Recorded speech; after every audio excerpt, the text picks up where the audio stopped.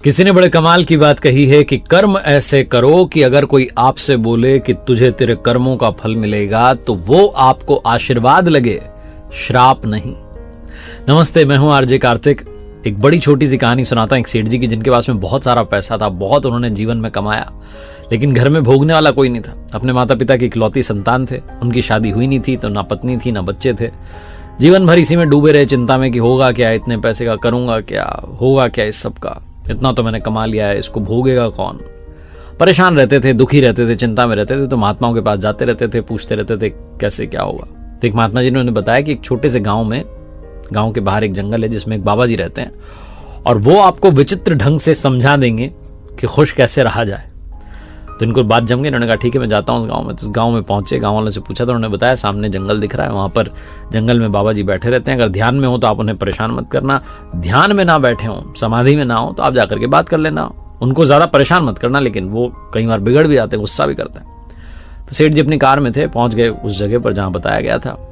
Car में अपने साथ एक बैग लेकर के आए थे, जिस बैग में उन्होंने अब तक जितना कमाया सब रखा हुआ था, ज्वेलरी थी, पैसे थे।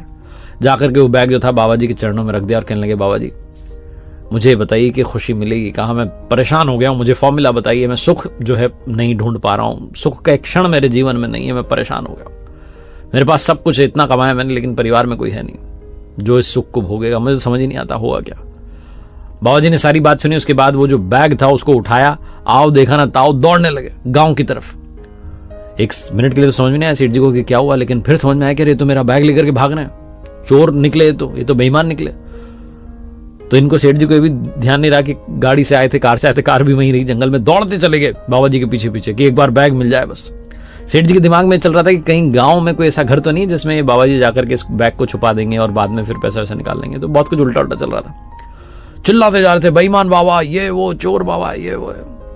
गाँव में भागते चले जा रहे थे बाबा जी, पीछे पीछे सेठ जी दौड़ रहे थे। गाँव वालों ने देखा तो समझ गए कि हमारे बाबा जी तो कुछ अलग ढंग से समझाते हैं, अलग स्टाइल है उनका। तो इसलिए गाँव वालों ने ज्यादा रिएक्ट नहीं किया, उल्टा सेठ जी के साथ साथ चलने लगे। सेठ जी गाँव वालों से कहने लगे कि कैसा बाबा तुमने रखा हुआ है, इसको भगाते क्यों नहीं, चोर है, बेईमान है, मेरा बैग लेके भाग गया, मैंने जीवन में जो कुछ कमाया सब लेकर के भाग गया, अब मैं करूंगा क्या। बाबा जी इस गली से उस गली से निकलते चले जा रहे, क्योंकि गाँव के सारे रास्ते बाबा जी को पता थे। उस गाँव में भिक्षा मांगने के लिए जाते थे तो सारे रास्ते उनको याद थे। सेठ जी परेशान हो गए, भागते दौड़ते चले जा रहे। फाइनली बाबा जी ने पूरे गाँव का चक्कर काटा और उसके बाद गाँव से बाहर निकलकर वापस जंगल की तरफ भागे। सेठ जी ने देखा तो बैग बाबा जी के हाथ में था। सेठ जी को लगा चलो कम से कम गांव में तो नहीं छुपाया, लेकिन जंगल में पता नहीं कहां छुपा दे। सेठ जी और स्पीड से भागे, बाबा जी जंगल में कहीं दिखाई नहीं दिए। सेठ जी घूम फिर करके वहां आ गए जहां गाड़ी खड़ी हुई थी, जहां सामने झाड़ी की तरफ बाबा जी बैठे थे। गाड़ी के पास आकर के थोड़ी सांस में सांस आई, तब इन्होंने देखा कि सामने ही झाड़ी के वहीं पर जहां बाबा जी बैठे थे वहीं बैग रखा हुआ है। बिना देरी के दौड़े और जाकर के बैग को उठाकर के गले से लगा लिया। कहने लगे भगवान मैं दुनिया का सबसे सुखी इंसान हूं, मुझसे खुश कोई है नहीं इस वक्त, आपने मेरी सारी कमाई वापस कर दी, वरना आज तो मैं लुट गया था, सारा पैसा लेकर के वो बाबा भाग जाता। जहां ये बात सेठ जी बोल रहे थे तभी झाड़ी के पीछे से बाबा जी छुपे हुए थे बाहर आ गए और कहने लगे हो गया ना खुश, मिल गई ना खुशी, अब सबसे सुखी इंसान बन गया, बिना देरी के भागो वरना मैं तुम्हारा बैग लेकर के फिर से भाग जाऊंगा। बहुत छोटी सी कहानी है, लेकिन सार ये समझाता है कि हमारे पास में जो है उसकी हमें कद्र नहीं है। जैसे ही वो हमसे छिनता है, जैसे ही हमसे दूर जाता है, वैसे ही हमें समझ में आता है कि अरे खुशी तो यही थी। जो मिला है उसमें भी खुश रहना शुरू कीजिए, जो प्राप्त हुआ है उसको पर्याप्त मानना शुरू कीजिए।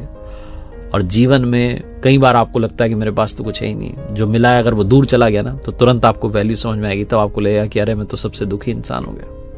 तो जो खुशियां आप तक पहुंची हैं उनका भी लुत्फ उठाना शुरू कीजिए।